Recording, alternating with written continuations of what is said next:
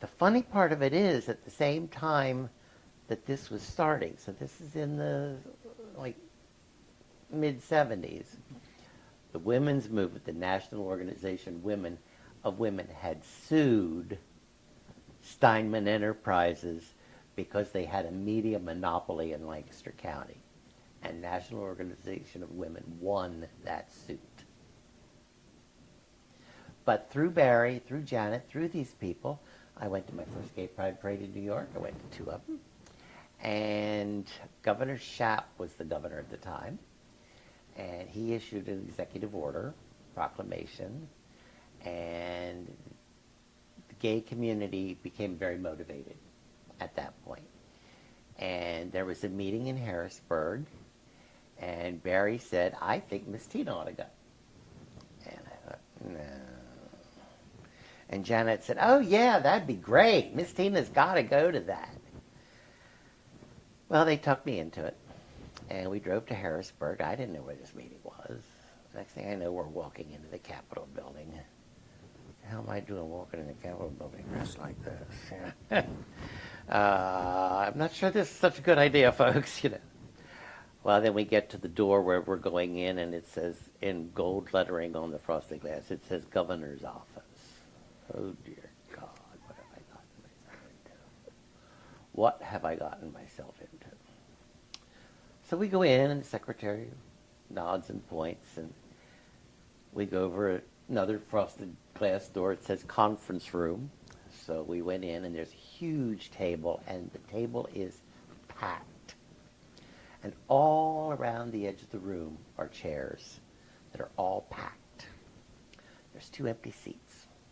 2 seats in from the door, and the other one's on the other side of the room. And Janet flopped into the one by the door. So I had to walk the whole way across the room, and I'm dying, thinking, what the hell am I doing here? This is crazy. This is insane. I shouldn't be here. And so I went over and I sat down, and a little while later, a guy came in that was all in leather and chains and the whole bit. And the big topic of discussion that day was what to call this group.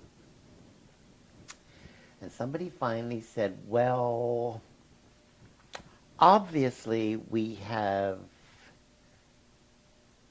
a drag queen, and we have somebody in leather here, and perhaps it should be the Pennsylvania Commission for Sexual Minorities. And that's how it got its name. I did lobby for gay rights in Harrisburg. The only name that I really remember, other than Sam Dietz, who I saw his video on your site, was Tommy Avicoli from Philadelphia. And I have no idea what's ever happened to Tommy. But everybody was super motivated at the time. And we met with the legislators, and I lobbied in drag.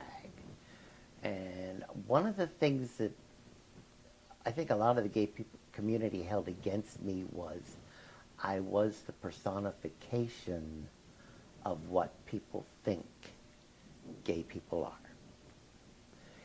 Gay people can't be prison guards because they might get raped by the inmates. So it's for their protection that we don't let gays be prison guards. Gays shouldn't teach in schools because they're going to want to wear dresses to school. And we can't have our kids exposed to people wearing dresses. So I was the personification of what they felt was people's perception of the gay image. So that also created some issues with me. But eventually I was very well received by that group. I attended a lot of functions with them.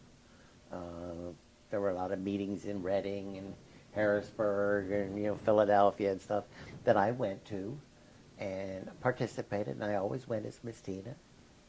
And I did develop, I think, a pretty good rapport with the group, and I got a little bit of respect from them. But, I can testify to going into a state senator or a state legislature's office and listen to this line of bull that they believed.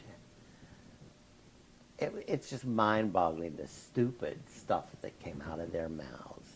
And I'm sure that even today, when it comes to the Me Too movement and things like that, they got the same stupid things coming out of their mouths. Very obvious with the Kavanaugh hearings. It's the same stupid mentality. There's no rationalization to any of it. So I don't think that that has changed that much, but I did experience that firsthand, and I don't think most of them realized that I was a guy. Because I've always passed in public. I'm not a painted up drag queen. I strive for a very natural look. So I've always passed in public, and I don't think a lot of the legislators knew that I was a guy.